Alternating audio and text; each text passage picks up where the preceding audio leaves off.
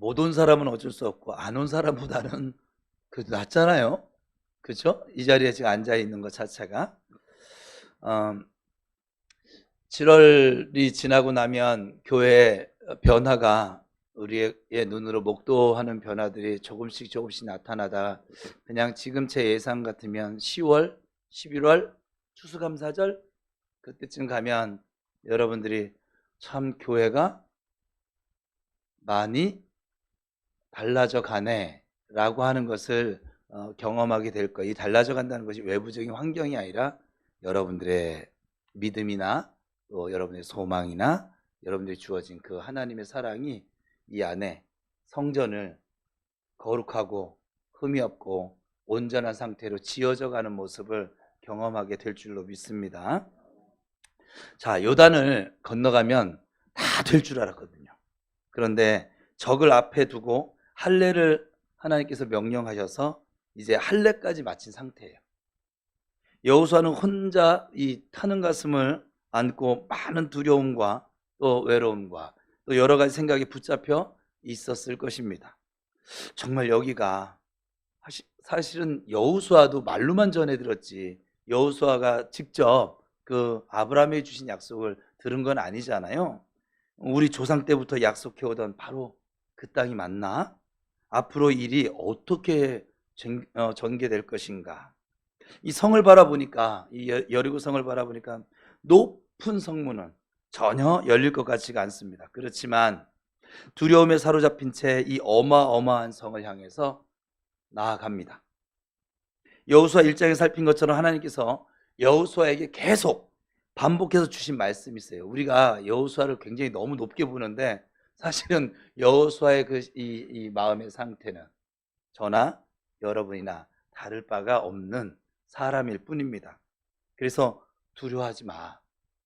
두려워하고 있으니까 담대해. 떨고 있으니까 두려워하지 마. 담대해. 이 여리고성은 높은 언덕에 자리 잡고 있어요. 위치적으로. 그리고 이 성은 이중벽으로 둘러싸여져서 좀처럼 함락시키기 어려운 요새 중에 요새로 알려져 있습니다. 그런데 여호수아 5장 13절은 이렇게 시작하죠. 같이 읽어볼까요? 여호수아가 눈을 들어본즉 한 사람이 칼을 빼어 손에 들고 마주서 있는지라. 느닷없이 예기치 못한 일이 발생을 합니다. 한 번도 본 적이 없는 낯선 사람을 여호수아가 만났어요. 그런데 그가 그냥 서 있는 것이 아니라 칼을 들고 서 있습니다. 그래서 언급결에 여호수아가 입에서 이런 질문을 던지죠. 너는 우리를 위하느냐? 우리의 적들을 위하느냐?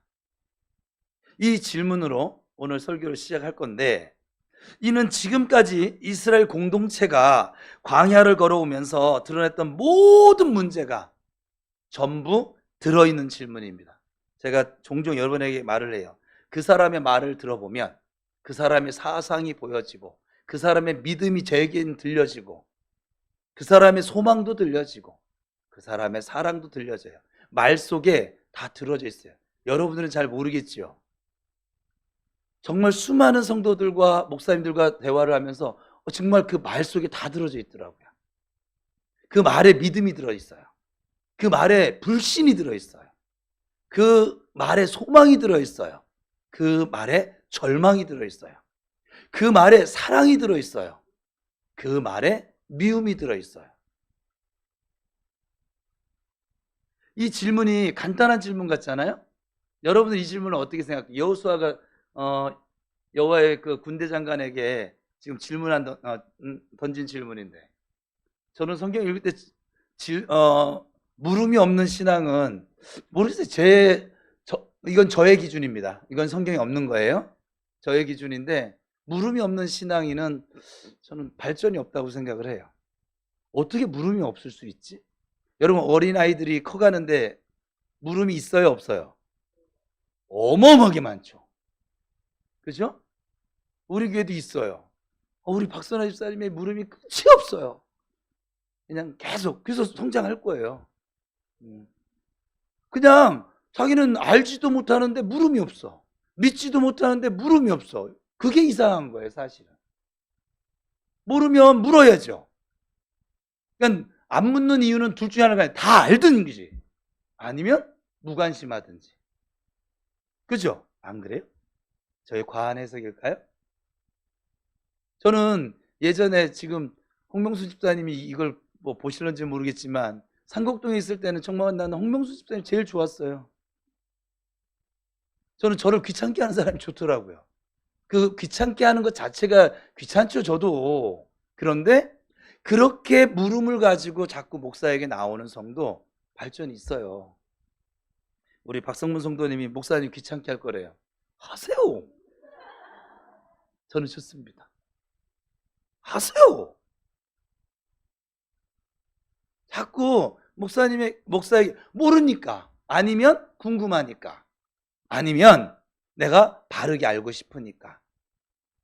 이제 알려고 묻는 물음에 대해서는 제가 성실하게 대답을 할 건데, 저를 시험하려고 묻는 물음에는 제가 대답을 안 할 거예요. 왜? 의미가 없으니까. 그럼 여호수아가 던지는 이 질문 속에 사실은 모든 것이 담겨져 있는데, 이것은 예상치 못했던 돌발적인 상황 앞에서 여호수아가 한 질문이에요. 사람의 무의식이라고 하는 것이요, 참 무서운 거거든요. 치중진담이라는 말을 하기도 하고 또 유행가 가사에도 있습니다. 간혹 술에 취했을 때 실언을 해서 어려움을 겪는 사람들인데, 그것이 과연 술이 원인일까요? 아니죠. 사람의 무의식의 세계에서는 결국 의식이 차곡차곡 쌓여서 형성되는 것입니다. 그래서 나오는 거예요. 여호수아가 한 이 질문에는 지난 광야 40년의 삶이 전부 들어져 있는 질문이에요. 도대체 저기 40년이 어디 들어있을까? 이것이 왜 중요한지 이제 살펴볼 건데, 이 질문을 말하자면 너는 우리한테 이익이 되는 사람이니 아니면 손해가 되는 사람이니, 즉 우리 적군의 편이야 아니면 내 편이야, 이 질문이잖아요. 열 하루길이면 바로 들어갔을 그 길을 이스라엘 백성이 40년을 헤맵니다.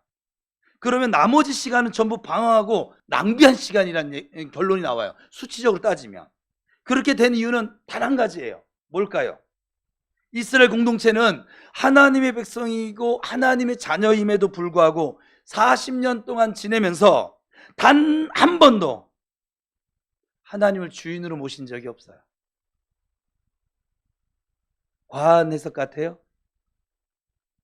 주인으로 모신 적이 없어요.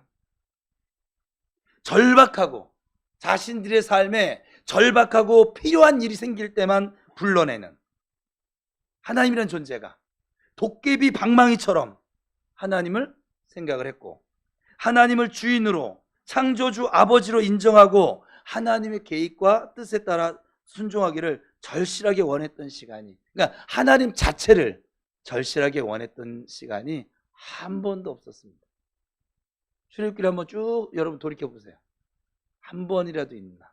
금송아지 사건은 크라이막스죠. 자신의 필요대로 하나님을 만들어 버렸어요. 그 심중에 있던 거를, 이게 행동으로 나타나는 게 금송아지 사건이거든요. 언제나 그들이 요구하고 부르짖고 불평했던 내용은 빵 달라는 거야, 물 달라는 거야, 죽겠다는 거야, 살려내라는 거야, 못 살겠다는 거야, 고기 달라는 거야, 마늘 달라는 거야, 부추 달라는 거예요. 내 필요를 채워달라는 거예요. 왜? 도깨비 방망이처럼 하나님을 믿고 있으니까. 그럴 때마다 하나님께서는 또, 우리 하나님 참 대단하죠, 보듬어 주십니다. 들어주십니다. 그런 후에 또 편안해지면 또다시 자기들 마음대로 우상을 섬기고 하나님의 말씀을 안 듣고 때로는 대들고, 그래서 하나님이 고통을 주시면 또 그때는 또 살려달라고 난리를 칩니다. 오늘날도 많은 성도들의 삶이 사실 이런 수준에 머물러 있거든요. 이 광야교회에 나타난 특징이에요. 광야를 뺑뺑이 계속 도는 성도들의 특징이에요. 이럴 수밖에 없어요. 내 인생이 하나님의 아름다운 구원의 계획 속에 만들어지고 순종하고 있는가 하는 것에 전혀 관심이 없어요. 하나님을 절박하거나 어렵고 곤고한 일이 있을 때만 찾아와서 도와주고 채워주는 아주 요술 램프, 마술 램프 같은 그런 분으로 생각하고 있는 것이죠. 여러분 한번 가슴에 손을 얹고 생각해 보세요. 살아가는데 하나님이 절실하게 필요하십니까? 끄덕끄덕 하지 마요. 김수환이 필요하지 무슨 하나님이 필요해요. 응? 펜자리 필요하지. 하나님이 절실하게 필요한가? 만약에 그렇게 지금 대답하신 분들은 왜 필요로 하십니까? 무엇 때문에 하나님을 필요로 하십니까? 내가 살아가면서 만나는 그 시련이나 고통을 회복시켜 주시고 채워주실 분이기 때문입니까? 여호수아가 군대 대장을 향해 던진 질문 속에 이런 생각들이 다 복잡하지만 다 들어있는 거예요. 너는 우리를 위하느냐?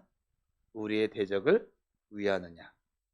이것은 예수 그리스도를 나의 구주로, 하나님을 나의 아버지로 섬기고 사는 사람들의 입에서도 얼마든지 나올 수 있는 고백이에요. 요한계시록 3장 20절에서 라오디게아 교회 성도들을 향해서 예수님 이렇게 말씀하시죠. 읽어보겠습니다. 시작.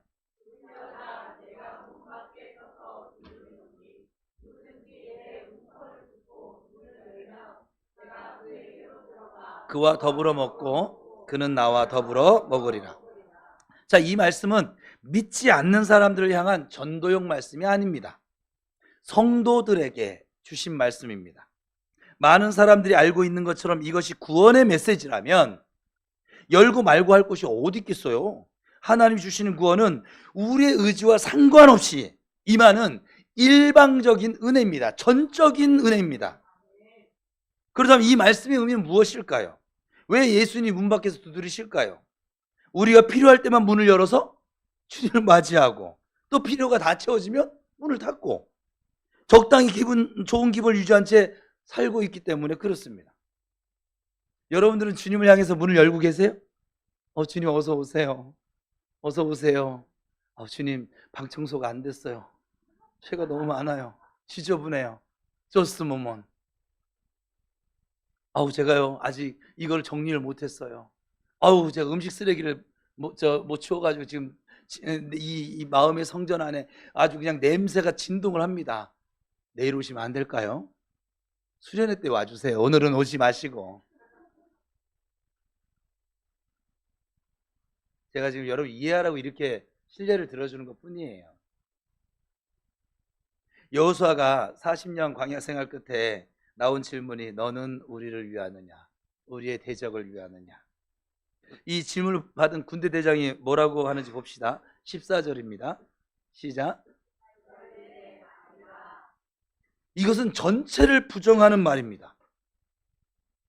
다시 말해서 너를 위해 온 것도 아니고 너의 대적을 위해서 온 것도 아니다 라고 하는 것입니다. 그러고는 나는 여호와의 군대 대장으로 지금 왔다. 이것을 잘 해석해야죠. 여기서 말하는 여호와의 군대가 누구일까요? 여기서 여호와의 군대 대장으로 왔다는 것은 하늘 군대를 막 동원을 시켜서 여리고 전투를 앞에 둔 이스라엘 백성들을 도와주기 위해서 지원군으로 왔다는 이야기가 아니면 다른 의미가 있는 것일까요? 저는 문맥을 볼 때 하늘 군대를 말하는 것은 분명히 아닙니다. 그럼 이것은 어떤 군대를 의미하는 것일까요?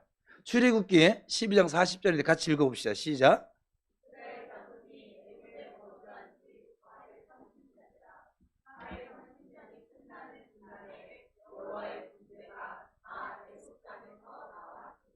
여기서 여호와의 군대는 누구를 가리켜요?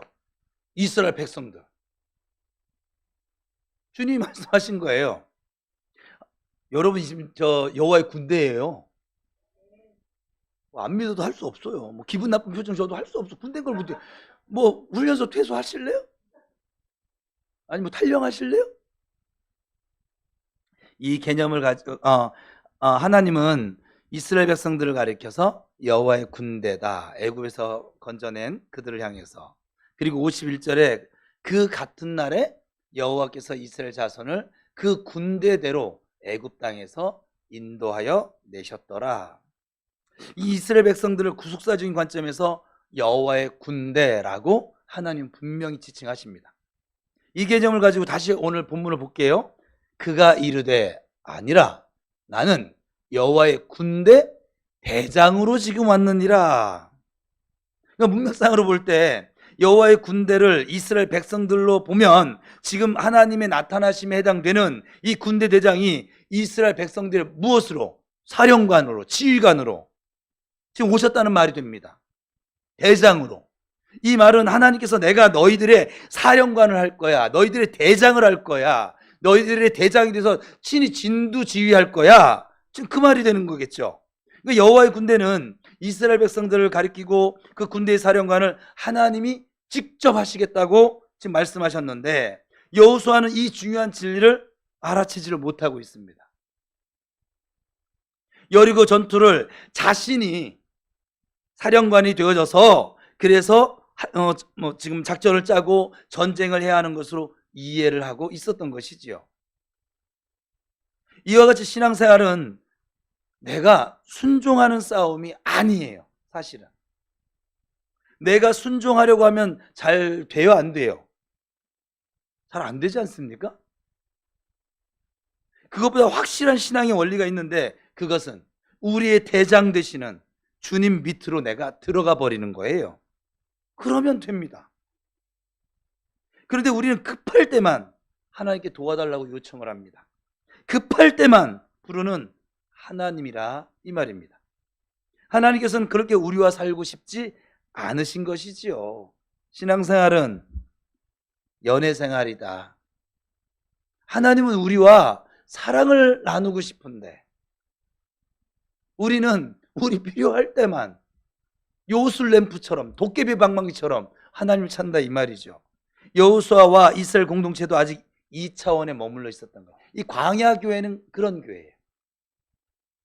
앞으로 우리 교회가 가나안 교회가 될 거예요.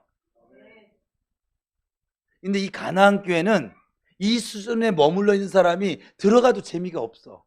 여기는 순종함으로 밟을 수 있는 땅, 그리고 세울 수 있는 교회거든요. 근데 이 순종이 몸에 배이지 않고 불순종과 불평과 원망이 몸에 배어져 있는 이 상태로는 들어가면 어떨 것 같아요? 재미 하나도 없어요. 갈 수도 없어요. 그리고 제가 오늘도 제자훈련 시간에 나오긴 했는데, 여러분 이 교회를 생활을 통해서 순종 훈련을 받으셔야 되고 예배 훈련을 받으셔야만 돼요. 제가 예수 믿으면 참 신기한 게 이 교회 다니는 사람들이 예배 드리는 게 재미가 없나 봐요. 저는 교회에서 제가 봉사하고 사역하고 뭐를 하는 것도 다 좋은데 예배 드리는 게 제일 재밌거든요. 저는 제일 즐거워요. 제일 그리고 소중해요. 저는 외부 강사가 와서 밑에서 예배 드리는 걸 너무 좋아해요. 사실은 강사비 안 주고도 세울 수만 있다고 하면 나는 그냥 52주를 내내 세웠으면 좋겠어. 그냥 52주 강사비를 계속 하면 우리 교회는 뭐 어떻게 운영을 해? 그죠? 그냥 예배 드림이 좋거든요. 저는 이건 청년 때부터 전도사가 돼서도, 교육전도사 때도, 전임전도사 돼서도, 부목사가 돼서도 저 예배 시간을 그 무엇과도 바꿀 마음이 없어요. 저는 내가 예배 드리기 위해서, 제가 부목사, 전도사, 부교육자들이 하는 일이 많아요. 우리 교회 부교육자들이 하는 일이 없는 것이지 교육자들이 하는 일이 많아요. 예배 시간에 여기다 예배 집중을 못하게 시스템이 그렇게 되어져 있어요. 근데 그 시스템 속에 나는 예배를 드리고 싶어. 그래서 저는 예배 시간 전에 모든 내가 할 수 있는 걸 다 완벽하게 해놓고 예배 시간에 예배를 드려요. 정말 제가 지금 보니까 저처럼 예배드린 교육자가 없었더라고요. 지금 보니까 제가 잘났다 그게 아니라 그 정도로 저에게 예배가 지금도 앞으로도, 왜요? 천국 가면 늘 하나님 찬양할 건데, 늘 예배할 건데 그게 재미가 없어. 천국 가지 마요. 힘들어. 하나님을 예배하고 찬양하는 것이 여러분의 기쁨이 되기를 원합니다. 여호와를 즐거워하는 것이 여러분의 힘이 되기를 원합니다. 그런 사람이 천국 가야 이게 재밌지. 예배 드리는 거 별로 재미없어. 그 사람이 천국 가면 어떻게 하면 좋아? 거기는 예배만 있는데. 어떡할까요? 어떡할래요? 옆 사람한테 물어봐요. 그래도 천국 가실래요?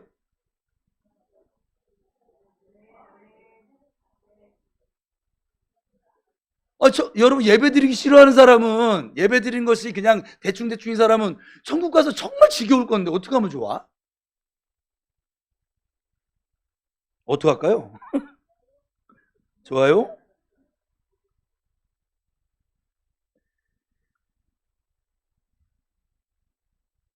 그래서 하나님이 여기서 말씀하고 싶으신 것이 있는 거예요. 그것은 여호수아야, 이 전쟁은 네가 전략을 짜는 전쟁도 아니고 네가 지휘관이 되어서 책임을 져야 하는 전쟁도 아니야. 바로 내가 하는 전쟁이야. 지금 이거 알려주시는 거예요. 청년부 수련회 내일 출발을 하는데 뭐 해가 이것저것 변수가 자꾸 생기니까 청년회장이 근심이 한가득이에요. 왜냐면 청년들 상태를 아니까. 리더라서 아는 거예요.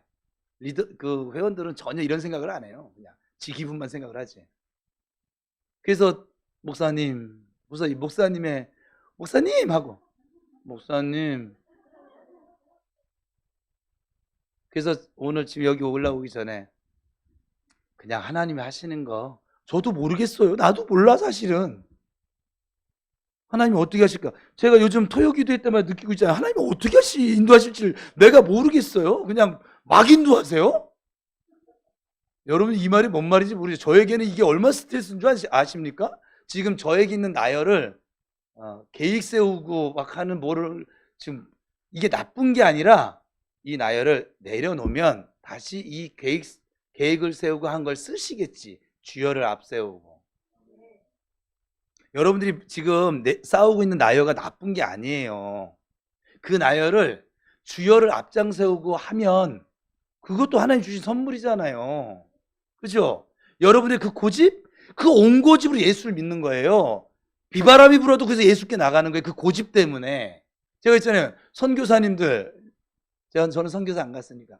선교사님들 왕고집이에요. 이진철 집사님 누님 어때요? 고집이 센 것 같아요? 약한 것 같아요? 여러분 고집 없으면 선교사를 못 나가요. 왜냐면 저도 아내도 걸려, 자식도 걸려, 저 엄마도 걸려, 형제들도 걸리는 게 한두 가지예요 말이죠.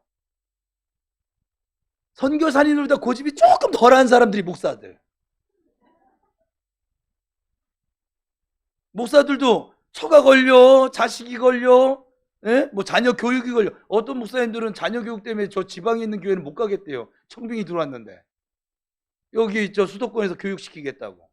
제가 아는 어떤 목사님은 여기 좀 명문대 보내겠다고 교회 목회는 안 돌아보고 하나님께 기도하길 이 아이 학비만 좀 제발 내려주세요. 그리고 교회 개척을 했대요. 아주 엉터리들이 정말 많죠 뭐.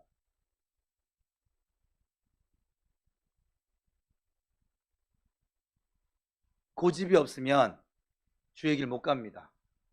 고로 여기 앉아 계신 모든 분들은 아닌 척하지만 왕고집 소심줄인 줄로 저는 압니다. 왜냐면 이 고집이 없잖아요. 여러분이 비바람이 불면 이 예수의 길을 십자가의 길을 갈 방법이 없어요.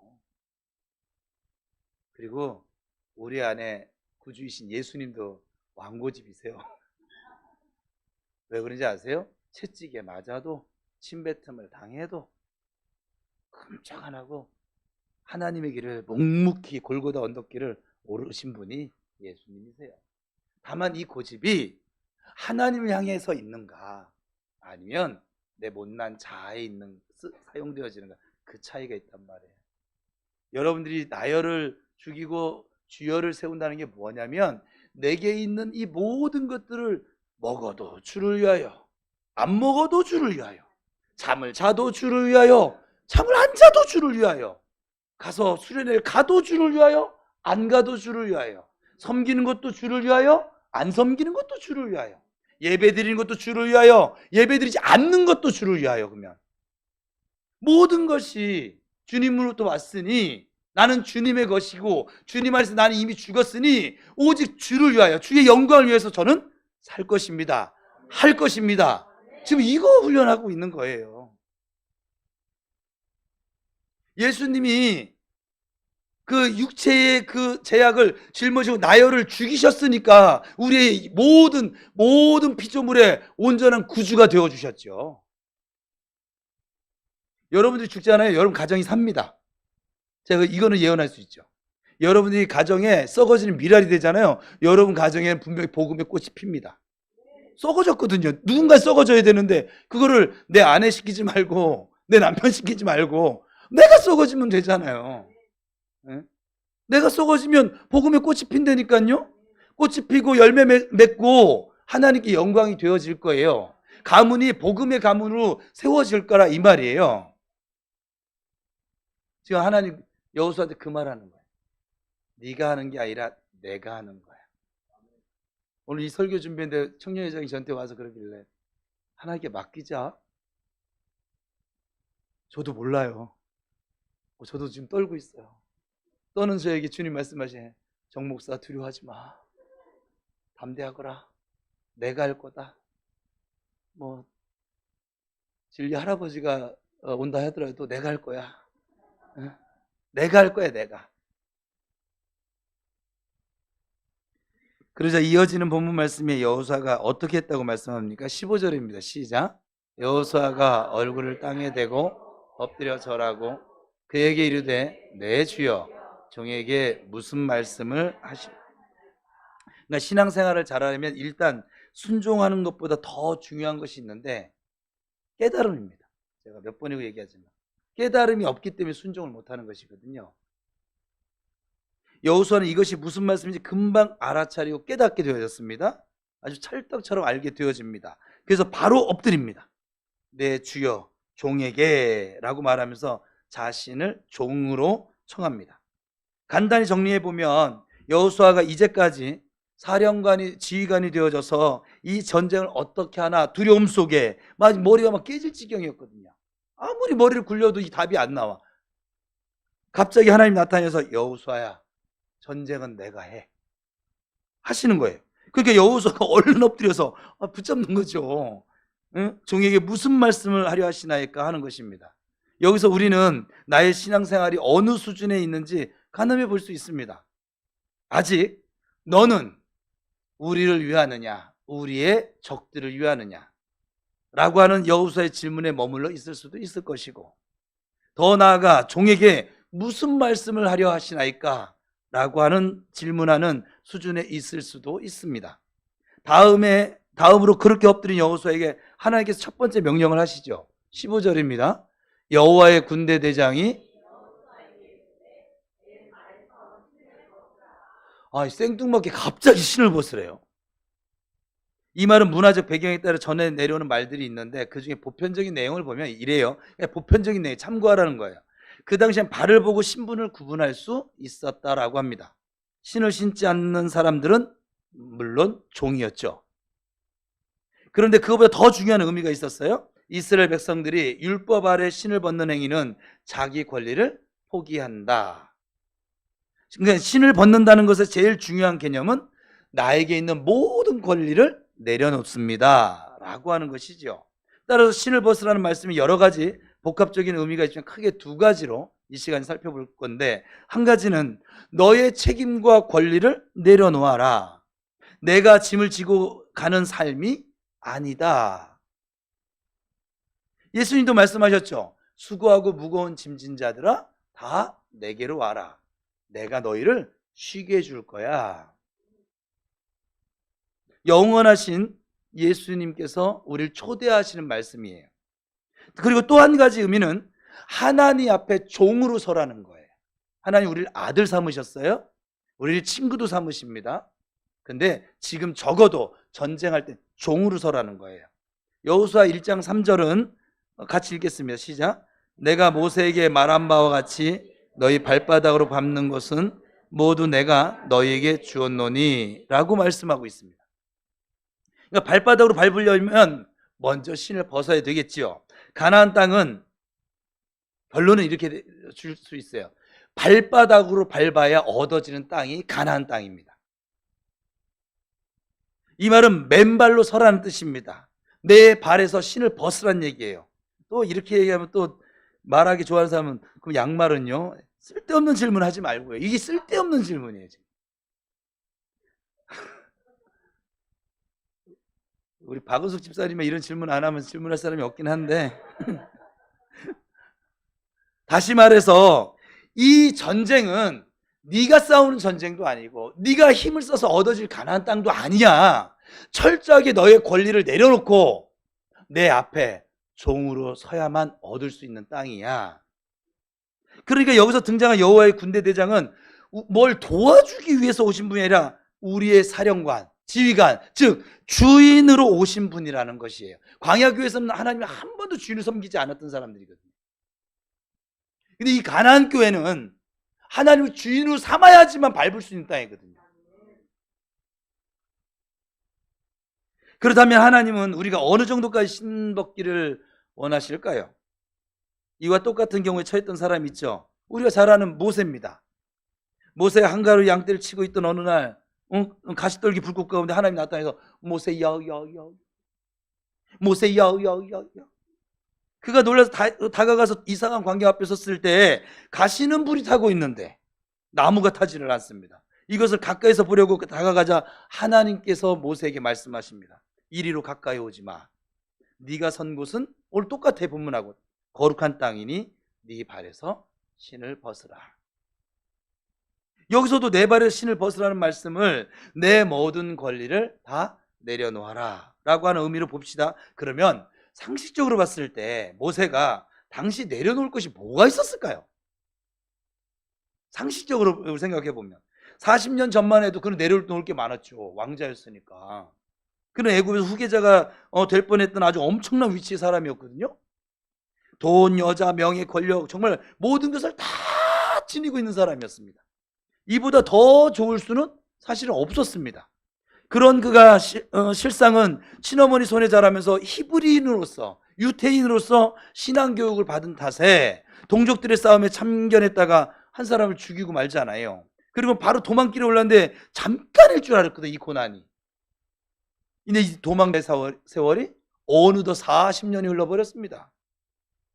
그것도 미디안 광야까지 도망을 갔습니다. 이 미디안 광야는 광야 중에서 아주 삭막한 광야거든요. 풀 한 폭이 자라지 않는 그 삭막한 곳에 당시에 어떤 문화시설이 있었을까요? 아무것도 없었습니다. 그런 미디안 광야까지 가는데 거기는 동족도 전혀 없었습니다. 말도 안 통하는 이방인들 속으로 들어가서 그 이방인 제사장 이드로의 집에 대리 사이로 들어가게 되지요. 남의 집에 들어가서 이방인 제사장이 양을 치다가 그 집 딸과 결혼하게 됩니다. 그런데 처음부터 말이 통했을까요? 그렇다고 양들과 무슨 대화를 했을까요, 모세가? 그런 무료한 너도 외국에서 쫓겨났냐? 너 도망왔니? 그런 무모한 세월을 무려 40년을 보냈습니다. 40년. 말이 40년이지 이 모세가 그 전에 교육을 받지 않았던 사람이라면 모를까. 모세는 이미 그 당시에 최고의 문학을 다 섭렵한 사람이었거든요. 그런데 그 속이 그런 상황을 만나니 어때요? 시커멓게 타다 못해서 아주 그냥 문드러지기 바로 직전이겠죠. 그러다 나이가 80세가 넘어버렸습니다. 그런데 어느 날 하나님 모세에게 나타나서 고난받는 나의 백성을 구하거라 라고 말씀하십니다. 그러자 모세가 한 첫 마디가 뭐였어요? 나는 입이 둔하고 뻣뻣한 자입니다. 이제는 모국어도 다 잊어버렸습니다. 전 모릅니다. 못합니다. 그런데 사도행전 40세까지 모세의 인생에 대해서 이렇게 표현합니다. 모세는 원래 그런 입이 뻣뻣한 사람이 아니었어요? 같이 읽어볼까요? 시작.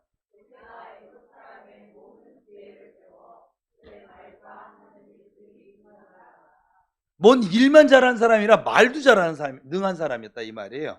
그는 원래 이런 사람이었어요. 그런데 미디안 광야에서 40년의 세월은 그를 지금 하나님 앞에서 고백하는 것처럼 바보로 만들고 말았습니다. 그러니 그의 입에서 나는 입이 둔하고 혀가 뻣뻣한 자입니다 라고 하는 말이 저절로 나와지는 것이죠. 한마디로 못해요. 젊은 거 찾아가세요. 저기 부평구리에 정명국 간사라고 있는데 이제 40대예요. 걔를 훈련시켜 세우는 게 더 빠를 거예요 아마. 저 힘 없어요. 그러자 하나님이 몇 번씩이나 모세를 설득하십니다. 저는 이 장면도 되게 웃겨요. 하나님도 엄청난 고집이세요.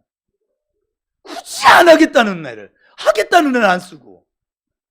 그죠? 안 그러세요? 여러분 그 생각 안 해보셨어요? 굳이 예수 믿는 사람 잡아 쳐 죽이는 바울을 굳이. 신기하지 않으세요? 그냥 지멋대로 이기적으로 사는 나를 왜 목사로 이렇게 세웠을까? 저는 이게 신비라니까요. 박은서 집사가 지금 이 설교를 듣고 있는 게 나는 기적이라고요. 아주 그냥.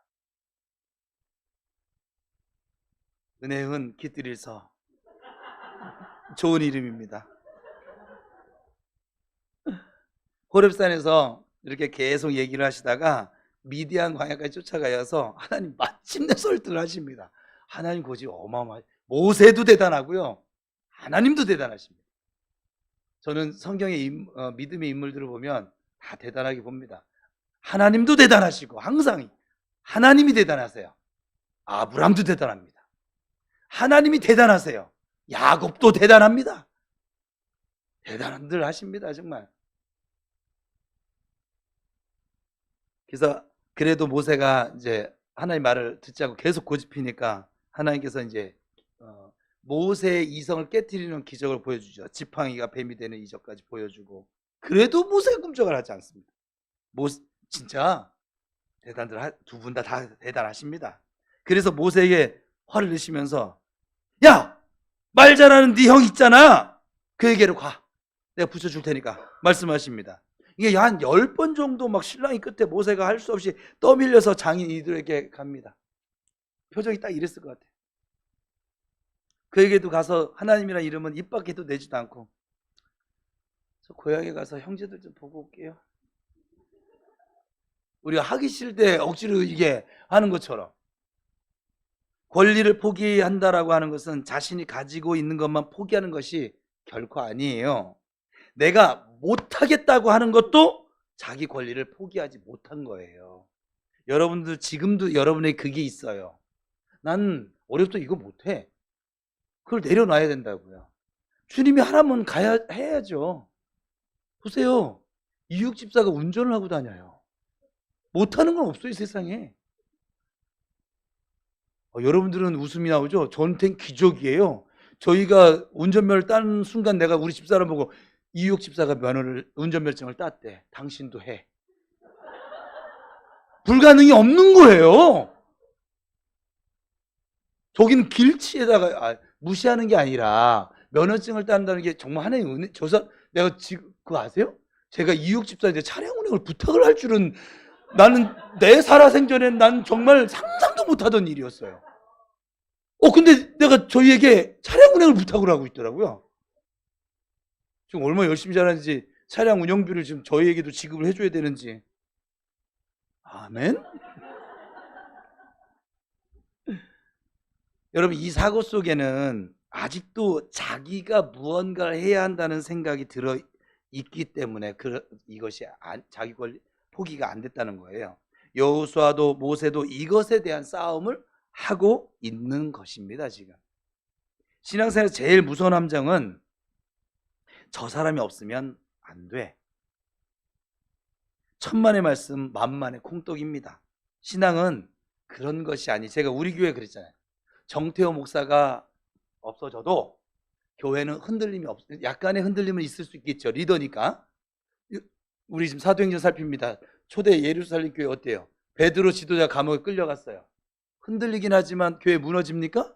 더 기도하고 있잖아요. 그래요, 안 그래요? 야고보 사도가 순교를 당합니다. 어떻게 교회 무너집니까? 흔들리기는 합니다. 흔들리니까 기도는 왜 그렇게 막 밤새 부르짖어 기도할까요? 힘들다는 거죠. 그죠? 힘은 들어 하더라도 무너지진 않습니다. 왜요? 하나님께서 주인 되신 교회니까. 전 부평 우리 교회 그런 교회 되기를 원해요. 처음부터 끝까지 누가 하는 싸움입니까? 하나님께서 하시는 싸움입니다. 이 사실을 우리는 믿으셔야만 합니다. 그래서 하나님께서 여호수아를 데려다 놓고 그 작업을 하고 계신 거예요. 네 발에서 신을 벗어. 이 땅은, 이 가나안 땅은 네 힘으로 사는 땅이 아니야. 네가 못하겠다고 하는 그 권리마저도 내려놔. 이 싸움은 네가 하는 것이 아니야. 우리는 철저하게 매일 내 삶 속에서 믿음으로 나아가야만 합니다. 예수 믿는 삶이란 다른 것이 없어요. 이런저런 조건들이 아니라 오직 믿음으로 사는 삶을 얘기합니다. 오직 의인은 믿음으로 말미암아 사는 것입니다. 왜냐하면 하나님께서 다 하시기 때문에 그래요. 그러기에 우리는 믿음으로, 감사함으로 순종하기만 하면 됩니다. 제가 지금 제자훈련, 지금 이제 우리 가나안 교회를 갈 거예요. 지금 광야교회예요. 광야교회에서 지금 여러분들 쓴뿌리가 다 빠지고 나여가 죽어지고 주여가 되면 이제 가나안 땅으로 갈 거예요. 요단 건너서. 뭐 가기 싫은 사람 여기서 계속 머무세요. 그냥. 이 광야교회는 좀 살만하면 괜찮았다가 주님 감사해요 했다 좀 못 살만하면 주님 왜 이러세요? 주님 감사해요. 왜 이러세요? 이걸 계속 반복하는 게 광야교회예요. 왜냐하면 여기는 하나님이 주인이 아니라 여전히 내가 주인이기 때문에 그래요. 구원은 얻었어요.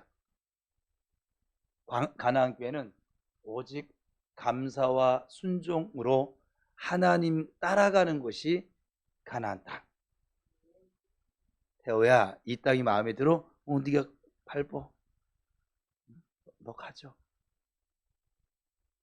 저기가 좋아 보여? 응, 가. 네가 밟았니? 네 거야. 많이 밟으세요. 많이 밟으세요. 그때 입을 크게 여시는 거예요.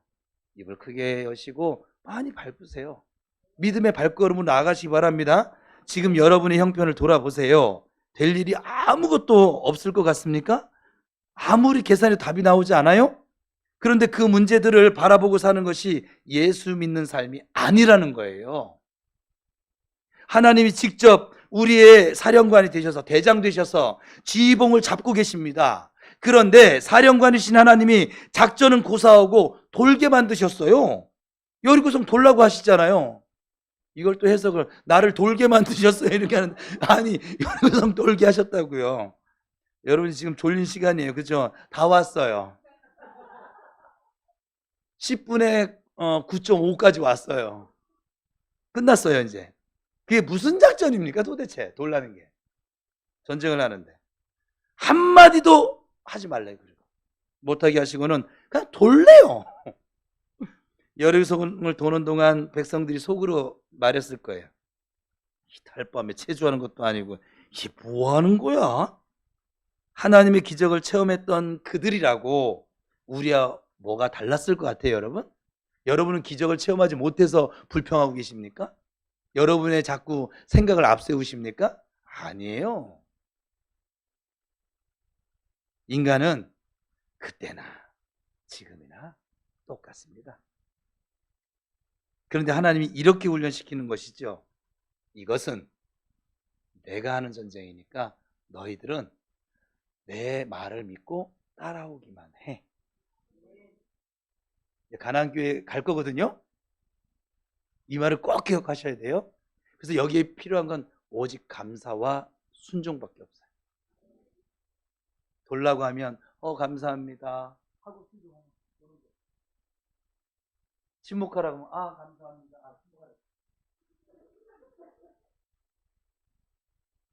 오직 여기에 내 생각 따위, 난 이거를 못해요, 난 이걸 잘해요, 이것 따위도 필요 없어요. 주님이 침묵하라 하면 침묵하는 것이고 돌라 하면 도는 것이고 오직 감사한 믿음으로 순종하는 것 외에는 할 일이 없어요. 그리고 내 신발을 벗고 밟는 거예요. 밟는 거예요. 이 쉬운 거를 우리가 못합니다. 이 쉬운 걸 못해서 평생 광야교회에 머물다가 엎드러집니다. 하나님이 내게 주신 그 약속과 비전을 성취하는 것을 보지 못하고 그냥 여기서 엎드러집니다. 여기서 엎드러진 것은 구원은 받았어요. 구원은 6월절 날 끝났어요. 고라 자손들도 구원받았고 모세도 구원받았고 아론도 구원받았고 미리암도 구원받았고 다 구원받았어요. 예수 믿는 사람 다 구원받아요. 순종해서 구원을 받는 게 아니라 믿음으로 구원을 받는 거예요. 순종은 뭐냐면 하나님 내게 주신 약속을 성취하는 삶을 사느냐, 아니면 이 광야에서 그냥 엎드려지고 말 것이냐, 그 차이라고요. 그래서 광야교회는 순종이 없어요. 이 가나안교회는 오로지 순종이에요. 어떻게 순종하고 가나안교회 들어가실래요? 아니면 그냥 난 광야교회 뭐 내 주제에 뭐 그냥 구원도 받았는데 뭐 뺑뺑이 돌다가 그냥 적당한 때에 부르시면 갈게요. 적당히 저는 나여로 살래요. 어떻게 하실래요, 여러분? 아멘. 나여로 사세요?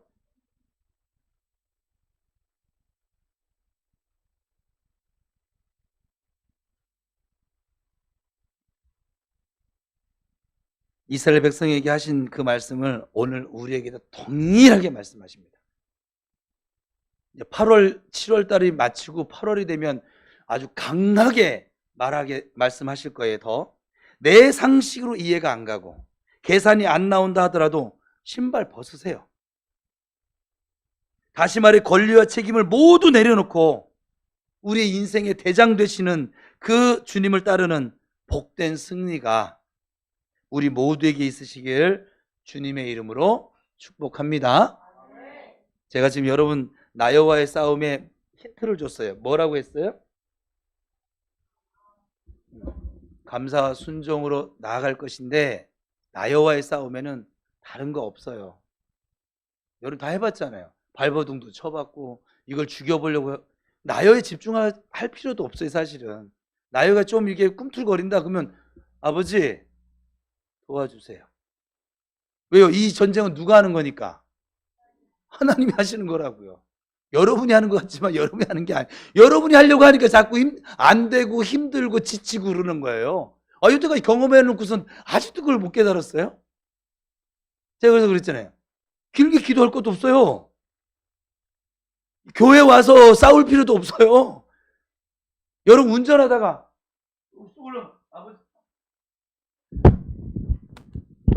아버지 도와주세요. 또 길 가다가 갑자기 이게 나여가 언제 와요? 그냥 훅 와요. 그냥. 저는 그랬는데 여러분들은 어떻게 예고하고 오죠? 나 이제 너한테 나여로 나 쳐들어간다. 진철아 준비하거라. 내가 나여로 내가 너를 훅 일으킬 거다. 그러고 찾아와요? 진짜 막 불현듯이 찾아와요. 불현듯이 찾아왔을 때 그럼 우리도 불현듯이 주님이 여러분보다 주님이 여러분을 더 잘 아세요. 그러면 주님이 내 안에서 전쟁하면서 하나님이 이깁니다. 아버지 도와주세요. 갈 길 가세요. 운전하시고 걸어가시고 밥 식사하시고. 무슨 말 이해되셨어요? 해보세요. 저는 제가 안 해본 거를 여러분에게 하라고 명령하지는 않을 거예요. 앞으로도.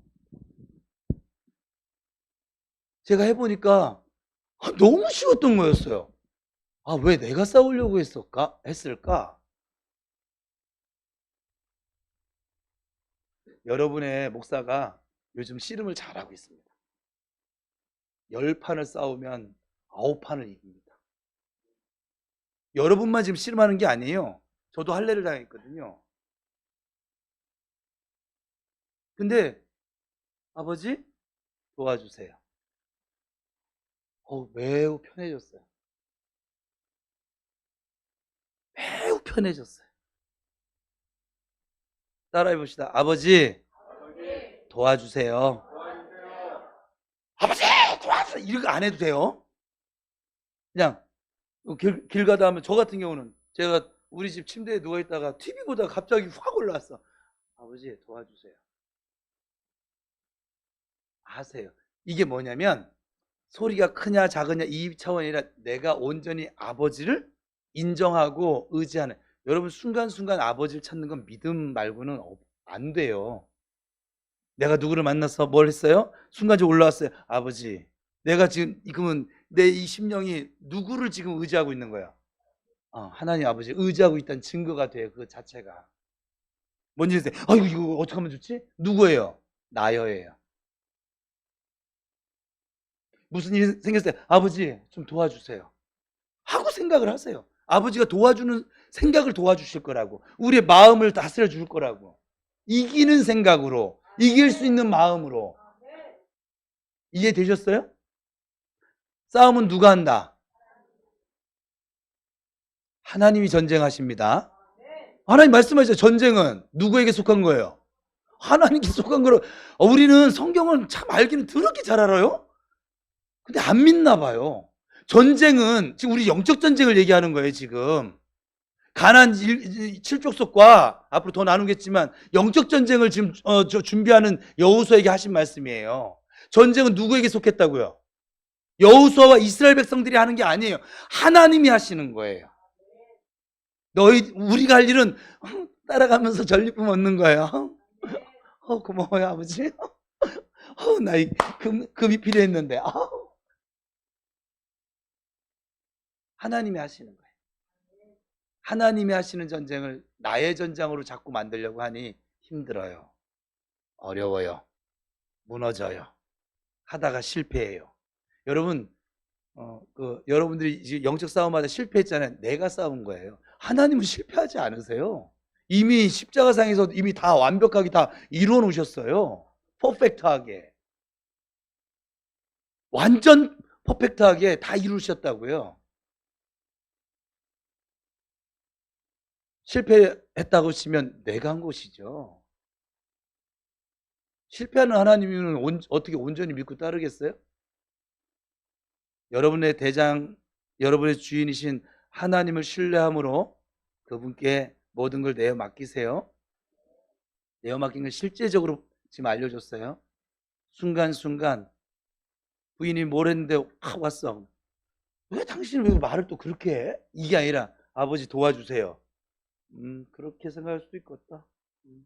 잘했다. 예쁘다. 되도 않는 애교를 떨냐고 애쓴다. 이렇게 막. 에?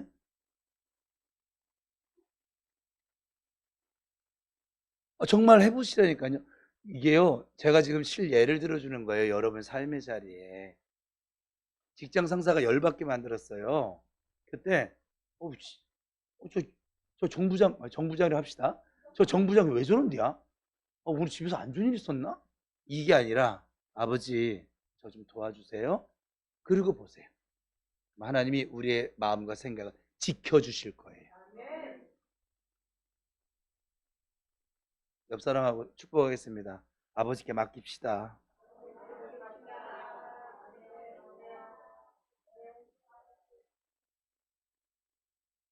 기도합시다.